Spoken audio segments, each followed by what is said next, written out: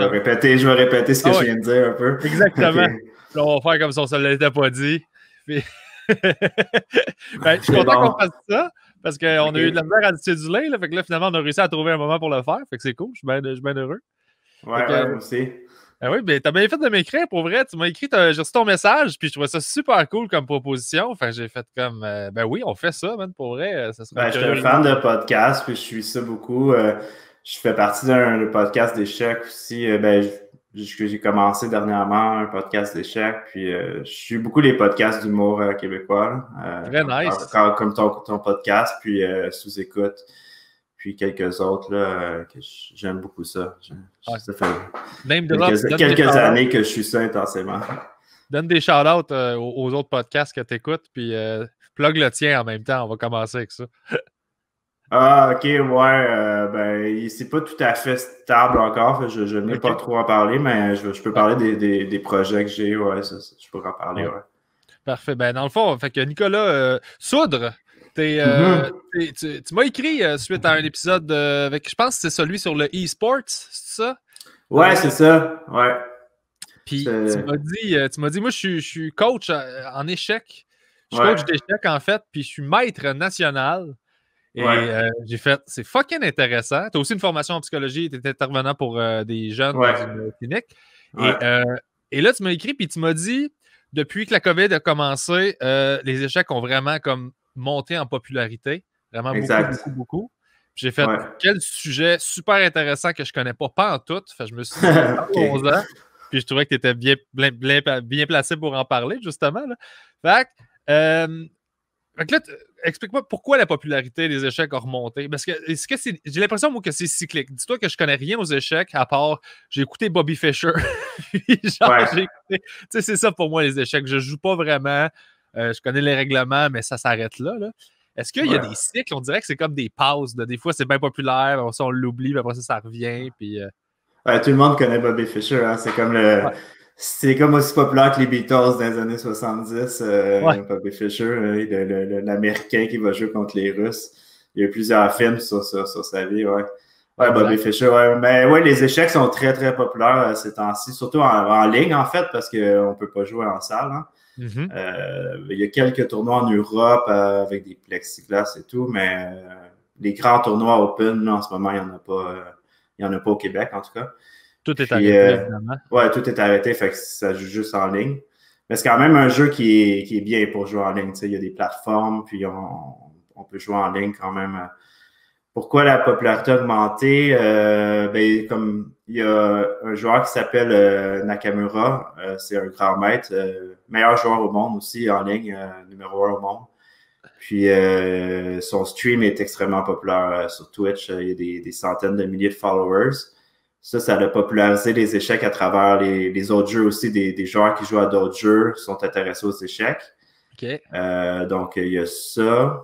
Fait que la communauté du gaming, que ce soit... La communauté du gaming a commencé à jouer. Il y a des tournois entre gamers d'échecs, mais sont assez mauvais, les joueurs, là, parce que c'est des joueurs, ils sont bons dans leur domaine, là, à League of Legends, mettons, sont super forts, mais aux échecs, c'est drôle, là, mais c'est, en tout cas, mais Nakamura qui commente, des fois, c'est Nakamura qui commente, qui est le meilleur au monde, mais ils savent presque pas jouer, là, tu sais. OK. Mais il y a des bourses, là, tu sais, il y a des dizaines de milliers de dollars en bourse, parce que les gens le suivent, aiment ça, tu sais, fait que c'est ça, il y a quelques streamers comme ça qui sont vraiment populaires. Puis ça a augmenté la popularité en ligne. Puis sinon, il y a juste le fait que les gens, ils n'ont rien à faire. Fait qu'ils ont commencé à s'intéresser à un jeu qu'ils pouvaient jouer chez eux. Ouais. Les échecs, ça a comblé ce besoin-là, j'imagine. Est-ce que la courbe d'apprentissage est longue aux échecs ou c'est vraiment une question de talent et de tempérament qui fait que une fois que tu as les règles de base, si tu comprends bien, ça peut aller super vite. Comme si tu n'as pas ce talent-là, c'est juste, ça va être long puis tu vas topper rapidement.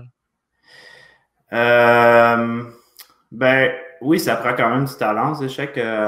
Mais oui, ça s'apprend quand même assez vite, les règles. Là. Tu peux quand même te débrouiller assez rapidement. Ensuite, ça dépend. Moi, je suis coach d'échecs, donc j'ai des élèves qui s'améliorent très vite, puis d'autres que ça prend plus de temps. T'es coach à partir de quel niveau? Dans le sens où c'est-tu je prends tous les niveaux. Tous les niveaux, tous les âges. Ma plus jeune, elle a 5 ans.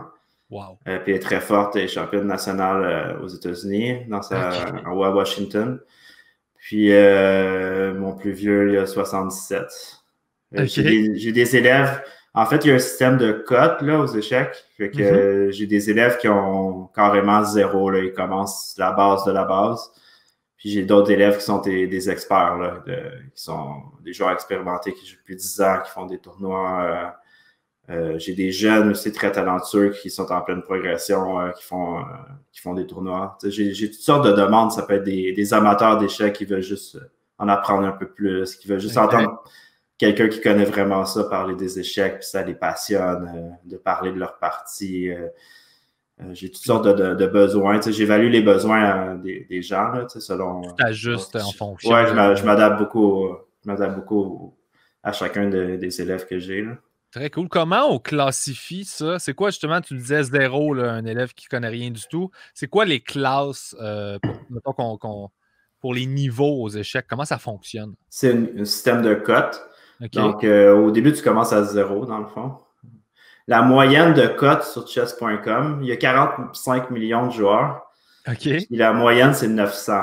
Ce qui est quand même assez faible. C'est quand même amateur, là, très amateur. Tu commences, là, tu joues un coup, mais tu réfléchis pas trop à ce que l'autre va faire. Là. Tu joues un coup, puis tu vois ce qui se passe. Puis la cote maximale, c'est quoi?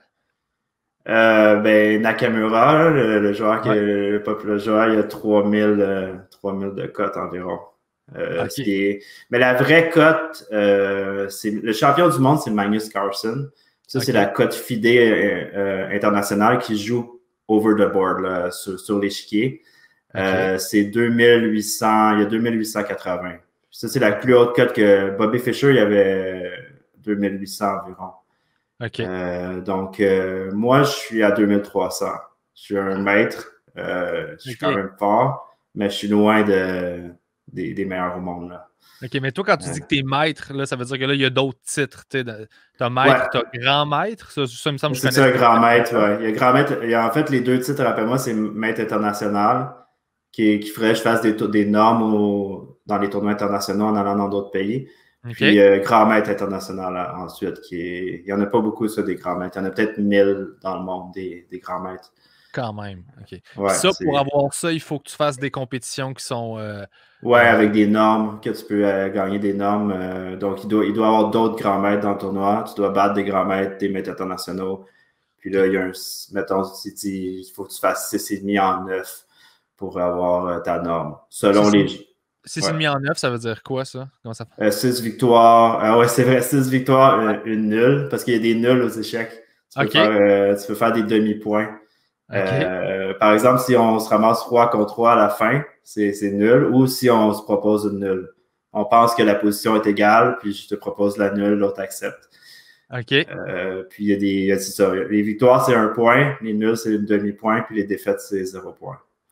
Puis l'avantage de proposer une nulle, c'est juste parce qu'on veut sauver du temps, parce qu'on est tous les deux d'accord que ça s'en va nulle part, ou... Ouais, parce que des fois, tu veux faire une nulle stratégique, parce que tu penses que la position, il n'y aura pas d'évolution dans la position. Des fois, il y a des positions qui sont juste nulles, il n'y a rien à faire.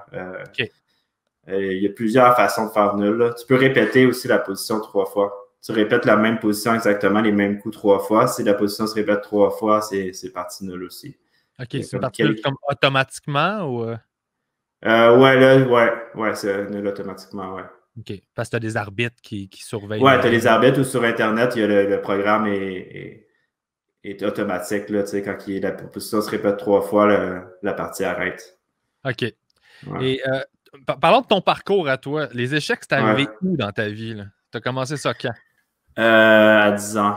J'ai joué de 10 à 25 ans aux échecs. J'ai arrêté pendant 12 ans jusqu'à 37, puis j'ai recommencé. Là, j'ai 43. OK. Puis quand tu jouais de 10 à 25, est-ce que tu faisais des compétitions? C'était-tu juste jouer pour... OK. Fait que tout de suite, à 10 ans, toi, genre les gens autour de toi ou toi-même, tu as vu que tu avais du talent, puis tu as fait OK, ben j'aimerais ça me comparer à d'autres gens. Ouais, il y avait un professeur à l'école dans les activités parascolaires qui a remarqué que j'avais du talent.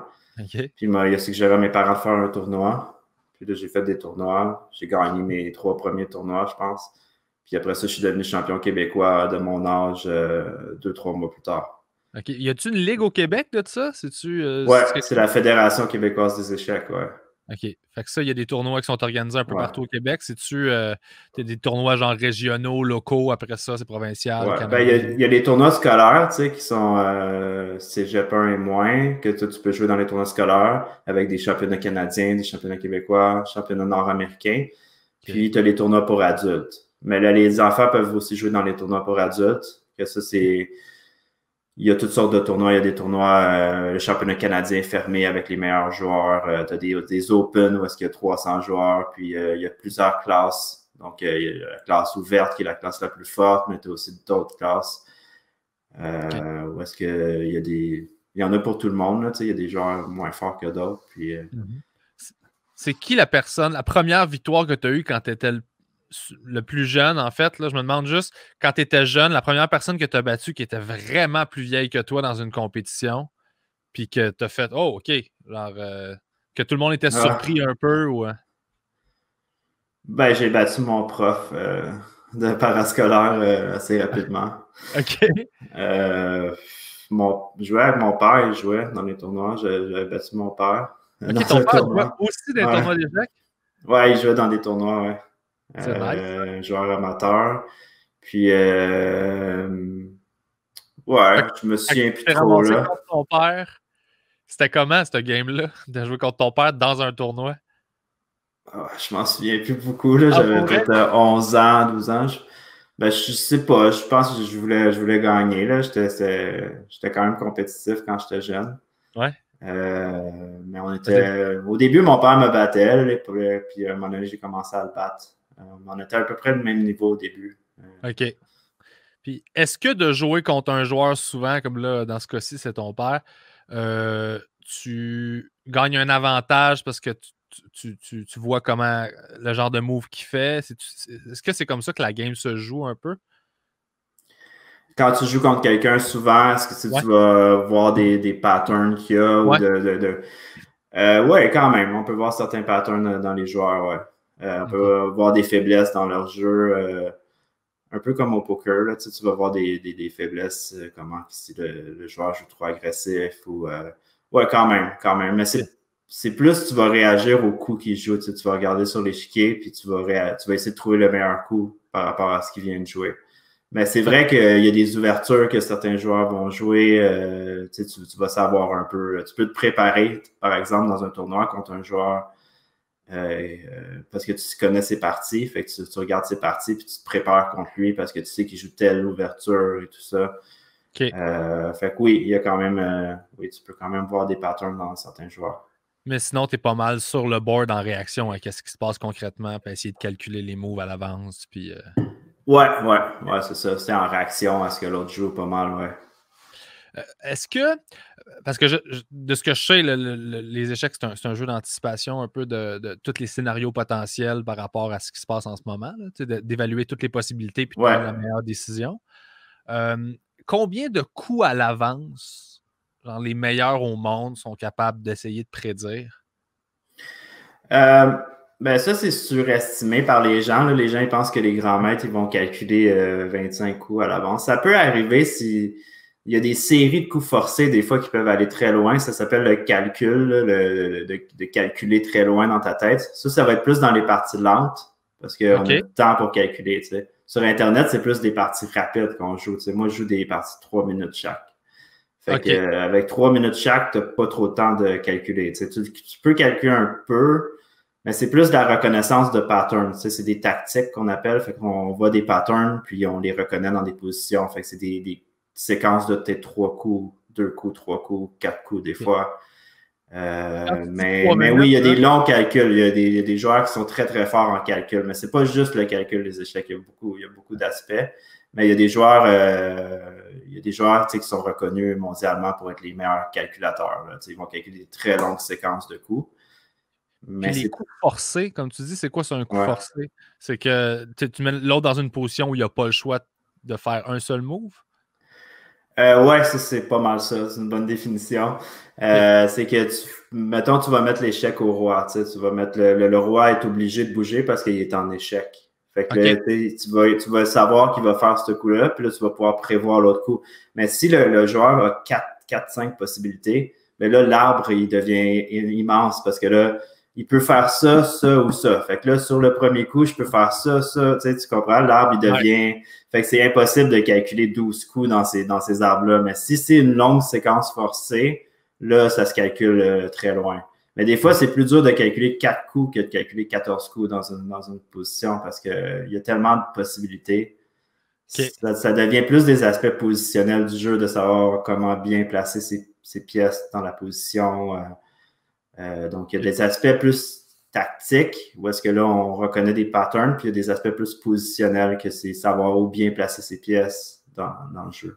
C'est complexe, là, expliquer ça. J'essaie de l'expliquer le plus simple possible. Mais... ouais, on y va tranquillement. C'est pour ça que je suis là. C'est moi, je suis le tata, là. Je trouve que tu comprends bien, là. Je trouve que ça... Tranquillement, je t'écoute, puis j'essaie d'absorber. C'est pas évident, là, quand tu n'as jamais joué, là. Est-ce que tu sais jouer un peu ou... Un peu, mais tu sais, je sais quel mouvement chaque pièce a le droit de faire, mettons.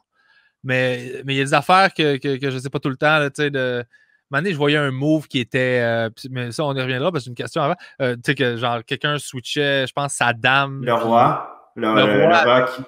Ouais, le rock. Le roi avec la tour, ouais, c'est le petit rock. C'est un mouvement bizarre quand tu le connais pas au début.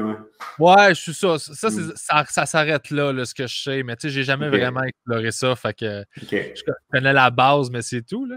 Mais quand tu dis les parties, parce que tu as dit quelque chose, les parties de 3 minutes, c'est parce qu'on voit souvent le temps. Ils vont faire un coup, puis ils vont arrêter le temps. C'est tout ça qu'ils font? C'est-tu comme un. C'est-tu ce timer-là qui est 3 minutes? Oui, tu pendule. Ouais. À chaque fois que tu joues ton coup, tu pèses sur le temps de l'autre, puis l'autre, c'est à son tour à jouer, puis le temps s'écoule pendant qu'il pense. Puis il repèse, puis le temps part. Ouais. C'est ce qu'on appelle un timer aux échecs. Ouais. OK. Fait que le 3 minutes, c'est le temps total que chaque joueur a pour réfléchir. Fait que c'est pour ça que. C'est tout ça? Ouais, ben dans les parties, moi je joue j'ai des parties de 3 minutes, mais il y a des parties tu peux jouer des parties de 1 heure chacun, tu peux jouer des parties, il y a tous les temps peuvent exister, là.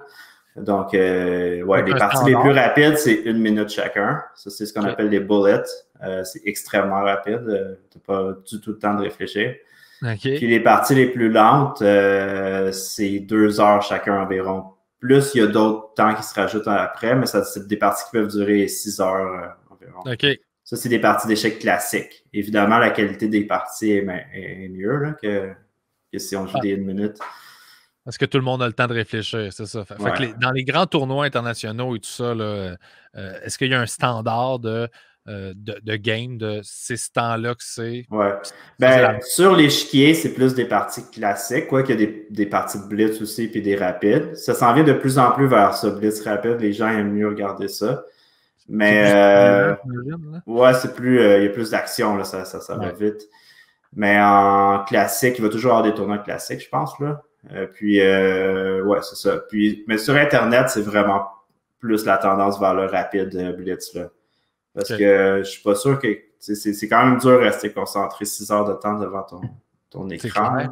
C'est pas pareil. Quand tu joues dans un tournoi, il y a d'autres personnes, tu te promènes, tu vas te prendre un café, il y a l'atmosphère des échecs. Fait qu'une partie classique de 4 heures, 5 heures, c'est le fun, mais sur Internet, c'est plus le fun de jouer des parties rapides. C'est normal. Mais quand tu entraînes des gens, là, quand tu coaches, là, c'est quoi comment tu déclinerais j'allais dire les facteurs, mais c'est pas le bon terme, les aspects des échecs? Est-ce qu'il y en a un, comme tu disais tantôt, il y a un côté tactique? Comment ça se décline ta formation? C'est-tu, OK, là, on va pratiquer des coups défensifs, là, on va pratiquer... Ouais.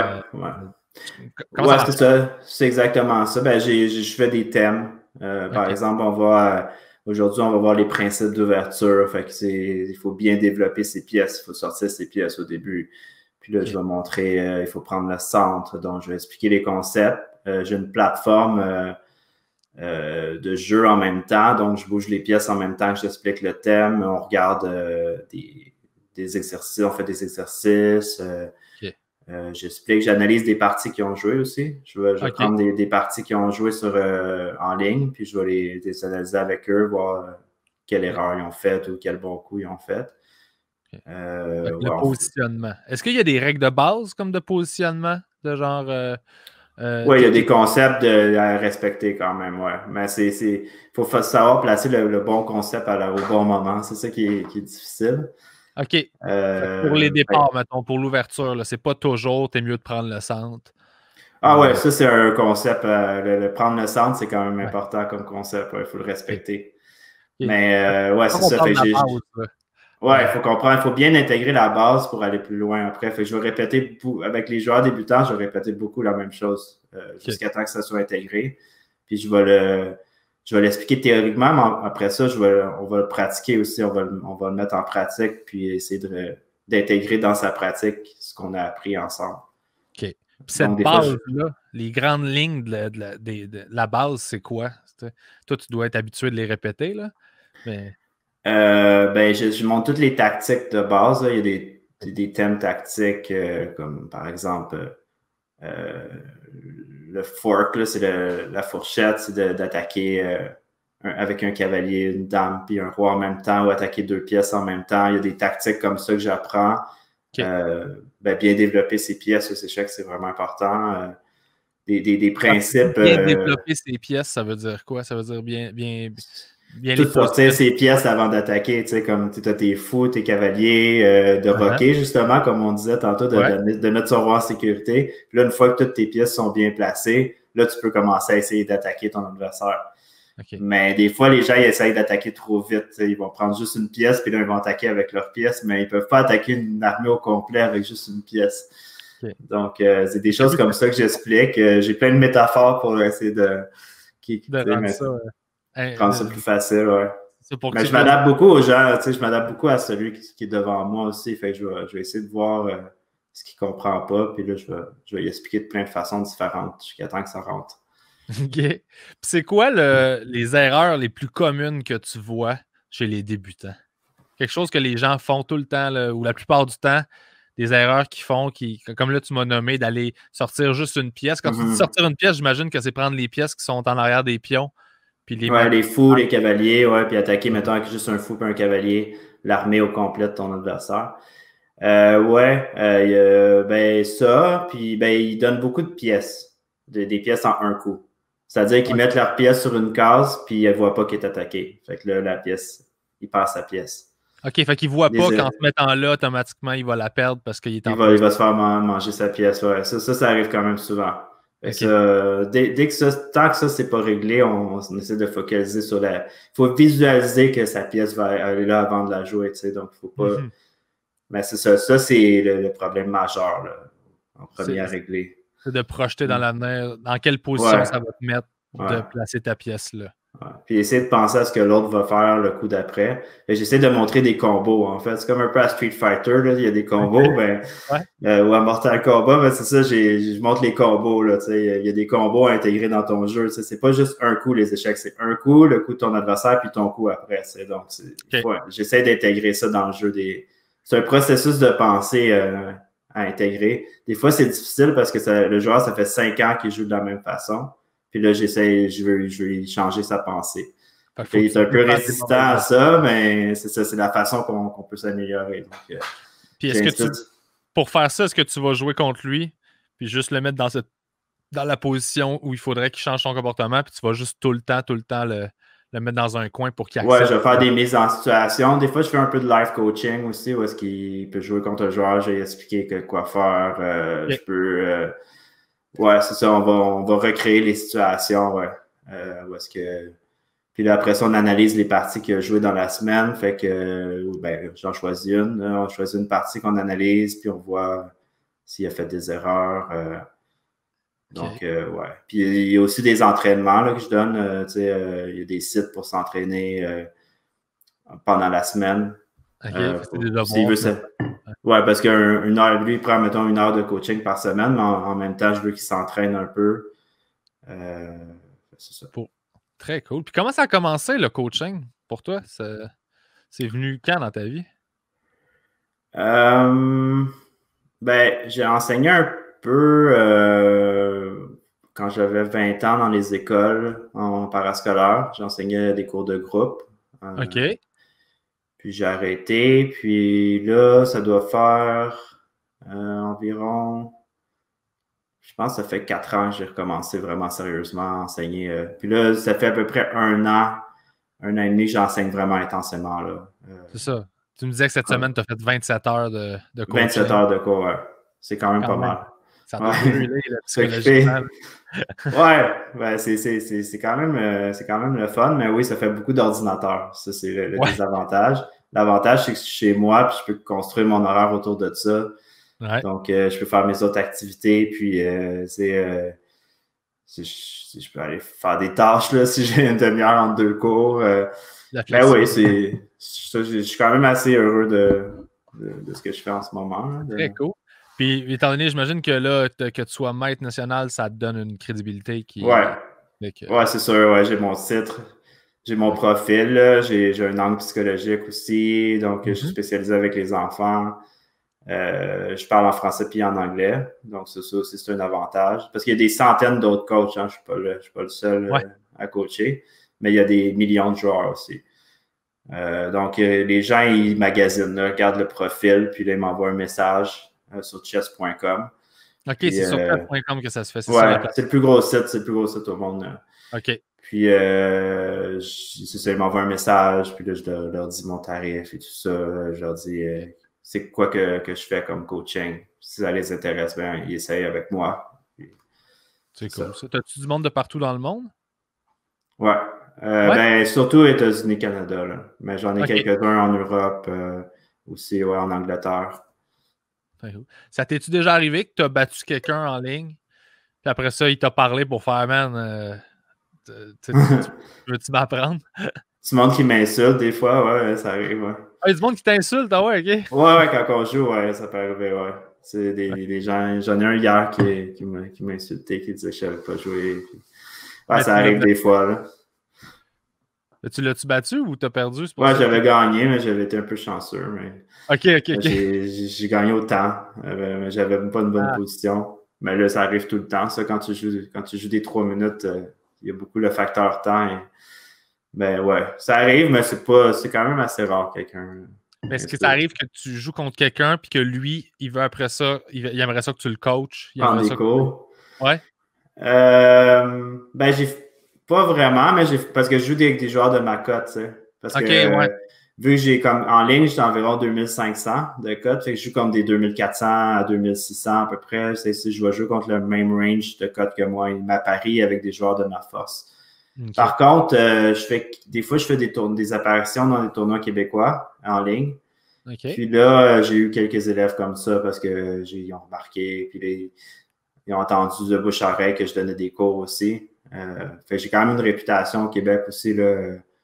Je vais donner, je commence cette semaine, je vais donner 10 cours de groupe, en ligne, cool. sur les échecs des Québécois. Puis, c'est ça. Fait que j'ai quand même pas mal d'élèves du Québec aussi. C'est très cool, ça. Est-ce que c'est la façon la plus commune de gagner sa vie avec les échecs? Ben, premièrement, est-ce que tu gagnes ta vie avec ça? Ouais. Okay. Je fais 45-50 $ de l'heure. Je gagne pas pire ma vie là. Ça prend quoi? 25 cours pour faire ton 1000 par semaine. Ouais. Puis, mais oui, parce que c'est difficile de gagner sa vie avec les échecs. C'est juste même dans le top 100 au monde, il y a des joueurs qui coachent comme moi. Donc, à part, c'est sûr, là, les Magnus Carlsen, je ne sais pas si tu connais Magnus Carlsen. Je pense que j'ai vu ce nom-là passer récemment, ouais. Lui, il est champion du monde. Il y a Chess24, il y a Chessable, des sites d'échecs. C'est une marque en soi, là, G-Star. Puis, en plus, il est quand même beau. Fait que, ça marche bien pour lui. Il gagne des millions avec les échecs, mais il n'y en a pas beaucoup là, qui gagnent des millions avec les échecs. Là. Il y a le Nakamura là, avec son stream, parce que Twitch, quand tu as 100 000 followers, tu es millionnaire. Là. OK. Ouais, c'est quand même payant, le Twitch, quand tu as beaucoup de followers. Puis quelques-uns, mais sinon, ouais, c'est le coaching, c'est pas mal tout le monde, c'est la façon, là. C'est dur de gagner sa vie avec juste les tournois, mettons. C'est ça, parce que sinon, j'imagine que la façon de gagner de l'argent avec les échecs, c'est d'avoir un tournoi qui a une bourse. De faire des tournois, ouais. Mais tu sais, au Québec, les bourses sont vraiment sont assez misérables, là. Et, si tu gagnes un tournoi toute une fin de semaine de travail, c'est comme 1000 ou 2000 de premier prix. Mais il faut que tu battes d'autres des grands maîtres. Puis tout ça, c'est vraiment difficile, là. C'est la vache maigre, les échecs au Québec. Fait que oui, le coaching, c'est carrément la façon de gagner sa vie avec les échecs, là. OK, très cool. Au moins, ça existe. Là. Il y a toute cette structure-là qui existe que je ne savais pas. Pour ça, j'imagine que c'est comme n'importe quel athlète, là, finalement. Ça devient des commanditaires, ça devient comme tu sais ce que tu me nommais là, sur Twitch. Ben, Twitch, c'est ça, son argent vient de la diffusion. C'est pas le jeu en tant que tel qui fait gagner sa vie, c'est plus la structure. Non, c'est le Twitch. Ouais, c'est ça, c'est la structure. Ouais. Ah, on a une belle communauté aux échecs, puis il y a des joueurs de tous les niveaux, fait qu'on peut toujours apprendre de quelqu'un de plus fort que nous. Ça, je trouve ça vraiment bien. Très nice. Puis toi, est-ce que t'as-tu fini d'apprendre dans ta tête, dans le sens où j'imagine que non, mais si tu me dis que tu es maître national puis tu n'es pas genre maître international, par exemple. Ouais. Qu'est-ce que ça te prendrait pour passer à cette étape? Non, ben je travaille sur mon jeu. Premièrement, parce que je veux pas dire aux gens de travailler sur le jeu. Si moi, je travaille pas sur mon jeu, je trouve que ça plus de... C'est comme en psychologie, tu sais, si tu prends soin de toi puis tu travailles psychologiquement sur toi, c'est plus facile de dire aux autres après que... Qui devraient le faire. Ouais, c'est ça que tu devrais le faire. Fait que oui, je travaille sur mon jeu. Par contre, c'est pas si facile de s'améliorer à mon niveau en ce moment parce que j'ai 43, parce que... Mais j'essaie, tu sais, j'ai moi-même un coach. Je prends un cours par semaine avec un grand maître russe. Puis, ouais, fait que je prends mon cours par semaine. Je travaille sur mon jeu quand même. Fait que, ouais, je suis quand même dans une grande bulle d'échecs depuis le COVID. Là. Je suis pas mal dans le monde des échecs. Mais j'avoue que ça doit avoir... c'est ça, là, le COVID a dû booster ça. Mais je trouve ça cool. Il y a quelque chose de beau là-dedans aussi que avec Internet et tout ça, maintenant, ce soit possible de justement prendre un cours avec un Russe, dans le sens où avant, de ce que je connaissais des échecs, c'était la guerre entre les Russes. La guerre froide entre les Russes puis les... ouais, puis... Les ordi après ça. Exact. Ben, c'est... Premièrement, moi, j'ai arrêté de jouer, tu sais, à 25, mais tout de 10 à 25, là, il n'y avait pas l'Internet. Ouais, quand même. Il n'y avait pas Internet, ça, c'est immense. Il n'y avait pas d'ordinateur fort encore. Okay. Puis on n'avait pas accès il y avait juste des vieux livres, écrits avec des erreurs dedans. Puis, fait que, tu sais, maintenant, les joueurs sont 10 ans en avance sur les joueurs qui avaient 20 ans, mettons. OK. Parce qu'ils ont accès à beaucoup plus d'informations. Ils ont accès à des ressources, tu sais, ça va vraiment plus vite l'évolution. Les grands maîtres, ils ont 14 ans, puis ça devient des grands maîtres. Fait que, ouais, c'est sûr, c'est beaucoup plus motivant étudier les échecs maintenant. Puis, tu sais, fait que, ouais, l'Internet, l'accès aux coachs en Russie, puis tout ça, ça a tout changé, là. Fait qu'avant, c'était très select. Il y avait, en Russie, c'est sûr, il y avait déjà ces écoles-là. Là, il y avait les jeunes qui commençaient à 3 ans à jouer.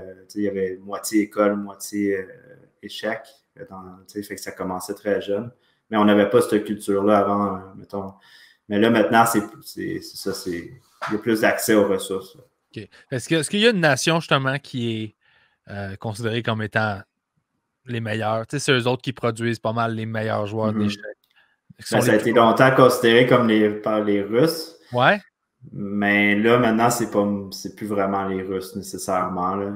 En Inde, il y a vraiment un programme d'échecs incroyable. Là. Okay. Il y a plusieurs Indiens qui sont très forts. Aux États-Unis, c'est fort aussi.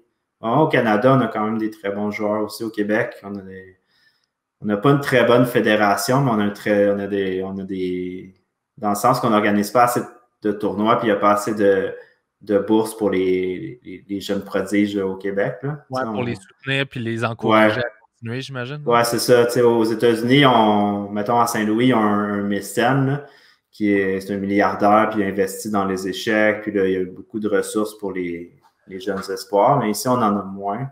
Okay. Mais on a beaucoup de talent quand même. Il y a vraiment des très bons joueurs.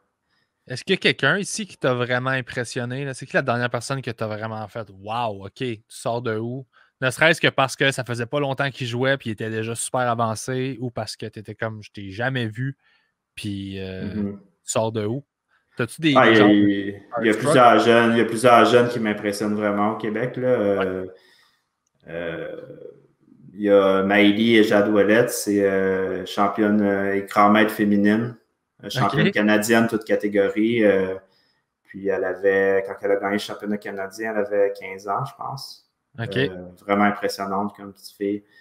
Un autre jeune qui s'appelle Sean, lui est rendu à 17 ans, je crois. Sean Rodrigue Lemieux. Puis dans les meilleurs joueurs au monde en ligne, en blitz, c'est vraiment un talent incroyable.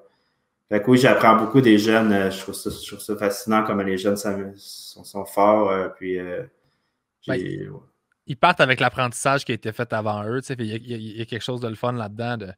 L'évolution du jeu. Une nouvelle génération, tu as accès à tout ce qui s'est fait avant. Fait que tu peux arriver dans le game puis avoir comme gobé ça pendant. T'sais. Exact, ouais. Puis, tu sais, moi, j'ai quand même arrêté pendant 12 ans. Puis, je suis quand même à mon maximum que j'ai été là. Fait que je suis quand même fier de moi de là à prendre la coche pour être, mettons, maître international puis tout ça. C'est possible, là. De grand maître, ça serait vraiment difficile. Il n'y a rien d'impossible. Mais, tu sais, pour être grand maître, il faudrait que je me mette à temps plein sur mon jeu à moi, tu sais. Donc, que je fasse pas de coaching, que je m'occupe pas de ma maison, que je m'occupe plus de rien, que je m'occupe pas de mon couple. Fait que, tu sais, je peux pas faire ça, là, tu sais, faut que je m'occupe, tu sais. C'est normal. Ouais, j'ai une adulte avec des responsabilités, là. C'est clair. Le plus jeune grand maître que tu as rencontré, toi, ou que tu as joué contre, est-ce que tu...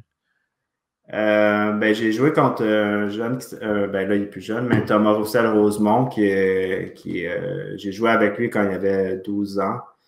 Puis je l'avais battu 2 fois, mais là, il est rendu grand maître. Puis là, il y a quoi? Il doit avoir 30 quelques. Fait que oui, j'ai déjà joué contre un joueur qui allait devenir grand maître. J'ai battu 2 joueurs qui allaient devenir grand maître. Un qui était maître international. Je l'avais battu. Sinon, j'ai mon ami Alexandre Lesiège qui est mon âge, puis c'est un grand maître aussi. Lui, c'est un grand maître, OK. Ouais.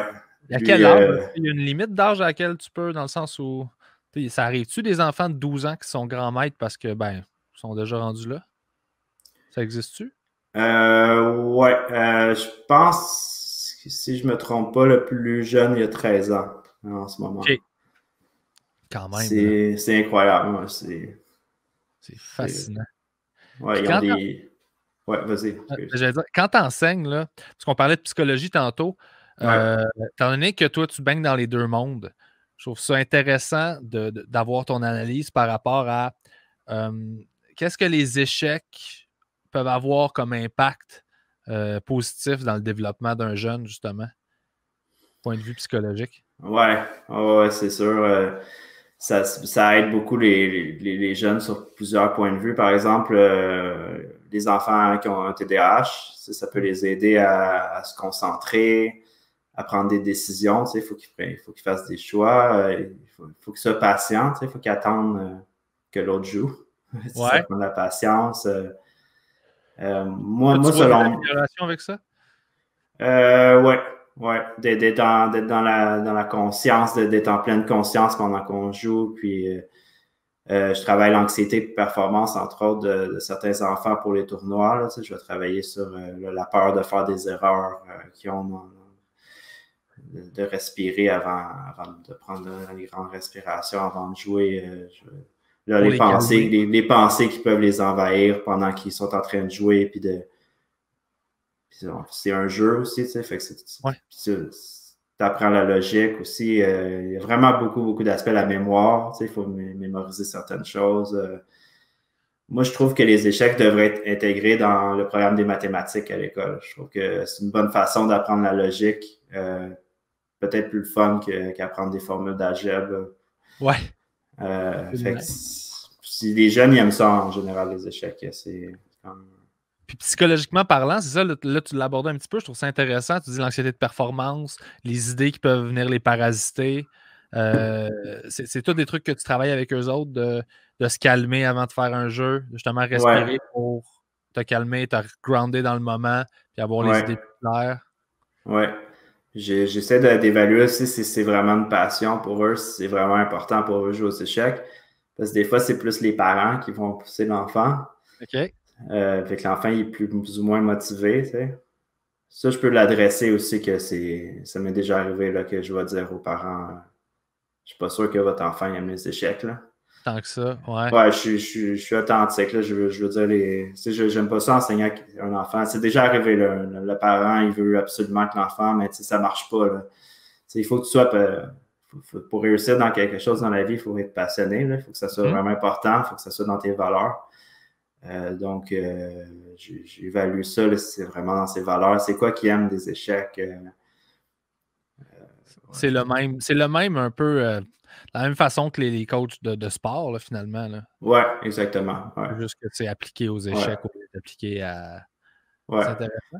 Moi, je fais en psychologie, j'utilise l'approche ACT, qui s'appelle, c'est l'approche d'acceptation et d'engagement, qui est une matrice qui s'en va vers justement ce qui est important pour toi, tes valeurs. Tu vas avoir des obstacles intérieurs qui vont des fois t'empêcher d'aller vers ce qui est important, de l'anxiété, par exemple, de peur de quelque chose, mais si tu t'engages, tu vas faire des actions, tu vas t'exposer vers quelque chose qui est vraiment important pour toi.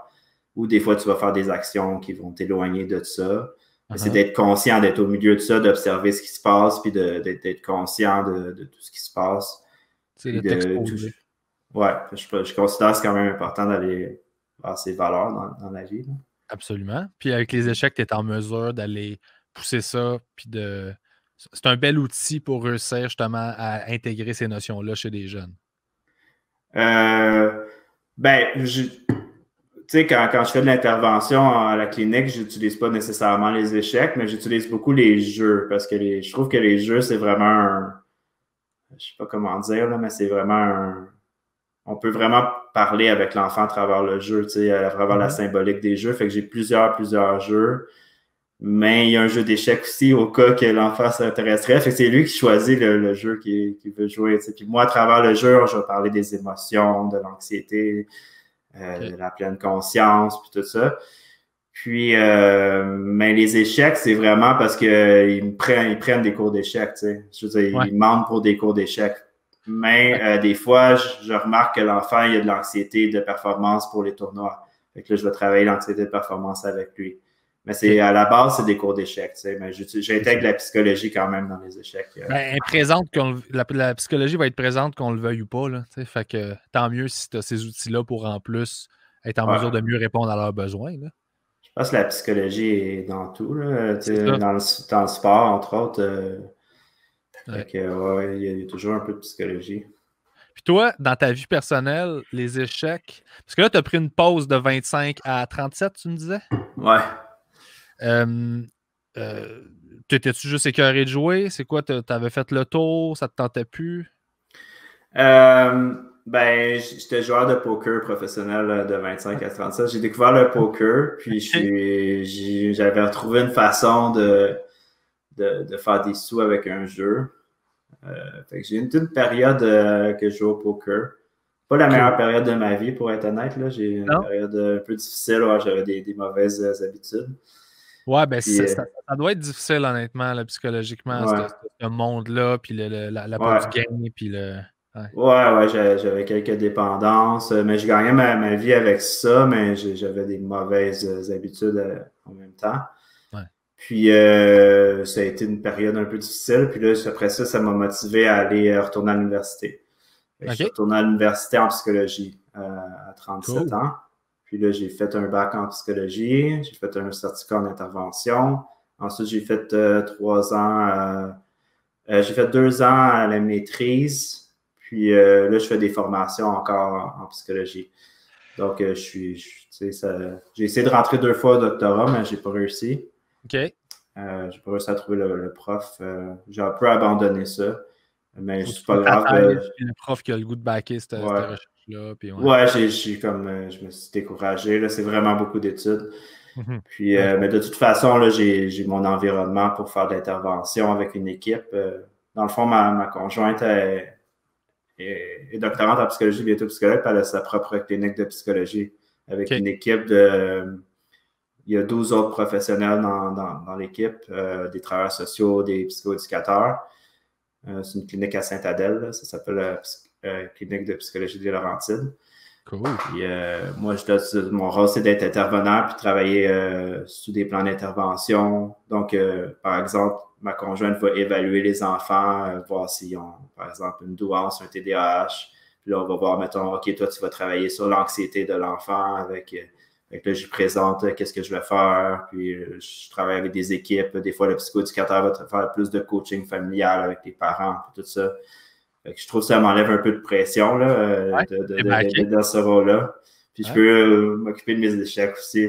J'ai deux cordes à mon arc. C'est très cool. Puis dans ta vie, comme je disais, dans ta vie personnelle, les échecs t'ont apporté... Est-ce qu'il y a des leçons importantes à tirer des échecs, des trucs que tu es comme... Si les gens savaient ce que ça peut... L'impact que ça peut avoir positif sur le développement de quelqu'un, est-ce que... T'as-tu ciblé des trucs comme ça? Ou toi-même vécu des trucs que tu te dis, moi, si c'était pas des échecs, honnêtement, je verrais pas le monde de cette façon-là. J'aurais pas tendance à... Ben, pour moi, c'est beaucoup les échecs, là, parce que, ben, tu sais, j'étais pas le... Tu sais, moi, je suis autiste, puis j'ai TDAH, là. Fait que j'ai... Je savais pas que c'était autiste. Ouais, j'ai mon diagnostic, mais quand j'étais jeune à l'école, j'avais pas trop d'amis, mettons, puis j'avais pas trop de skills sociaux. Là, je les ai développés, là, mais j'avais pas beaucoup de skills sociaux. Fait que quand j'ai découvert les échecs, j'ai découvert une communauté. Fait que j'ai eu des amis grâce à ça. Nice. Puis j'ai développé une passion pour ça. C'est un jeu qui peut développer beaucoup de bonnes choses chez quelqu'un, mais qui peut aussi développer, comment je dirais ça, c'est proche de la folie, des fois, les échecs aussi. Tu sais, si tu restes pris dans les cases, tu sais, c'est un monde dans 64 cases. Tu sais, t'es dans. Tu sais, il y a beaucoup de. Ben, comme Bobby Fischer, là. Fait que, tu sais, c'est associé à ça en même temps, mais ça a beaucoup de. Tu peux développer, comme je disais tantôt, là, la créativité, la logique, la mémoire. C'est le king des jeux, en fait. Tu sais, on peut jouer au Sudoku aussi, là, mais. Ça, c'est le king des jeux. Là. C'est très complet. Puis, ouais, c'est très complet. Il y a un côté artistique, il y a un côté mathématique dans le jeu. Il y a plusieurs aspects dans ce jeu-là. C'est très nice. Puis, pour vrai, merci beaucoup de m'avoir jasé de ça. Si les gens veulent prendre des cours avec toi, comment ça se passe? Comment ils te rejoignent? As-tu une page? Ouais, je sais pas si tu veux que je te l'envoie puis tu la rajoutes après. Oui, sinon, tu peux juste les diriger, me dire. Ouais, OK. Ouais, ben, mon username, c'est Slim Nico. OK. Puis c'est sur chess.com. Puis tu t'en vas dans les coachs ou tu peux juste marquer sur Google Slim Nico Chess Coach. OK. Puis vous allez me trouver comme ça. Génial. Sinon, il y a sur Facebook. Facebook, mon nom c'est Nicolas Soud. Vous pouvez m'envoyer un message en privé. Très nice. Ben, tu m'enverras le lien. Je vais le mettre en dessous de la vidéo justement pour que les gens aient accès à ça. Là. OK, pas de problème. Mais hey, merci énormément d'avoir fait ça. T'as bien fait de m'écrire. C'était super intéressant. Merci beaucoup, bébé. Merci de m'avoir donné l'occasion de parler des échecs. Écoute, c'était écœurant. Moi, je connaissais rien là-dedans. Fait que j'ai juste appris. Je suis bien heureux. Je suis sûr que tu es un excellent coach. On a la preuve. Est-ce que y a-t-il des choses qu'on n'a pas dit par rapport aux échecs que tu aimerais ça parler, que tu aimerais ça aborder, ou y a-t-il un aspect qu'on n'a pas mentionné, ou quelque chose que. Ou peut-être je sais pas, ça peut être un documentaire que tu aimerais que les gens puissent aller regarder juste pour. Donc, il semble que la communication a coupé avec Nicolas. J'y ai écrit sur Messenger. Il m'explique que là, ils vendent vraiment beaucoup chez eux. Fait que son Internet a complètement coupé, complètement chié. Mais on avait terminé de tourner. Fait que ça va. Là, je posais une petite question en grévé à la fin, à savoir s'il y avait un ouvrage, un documentaire ou quelque chose qu'il voulait nous recommander. C'est pas grave. Il y a plein d'affaires. Moi, je vous dis, allez écouter Bobby Fischer. C'est le fun, ça.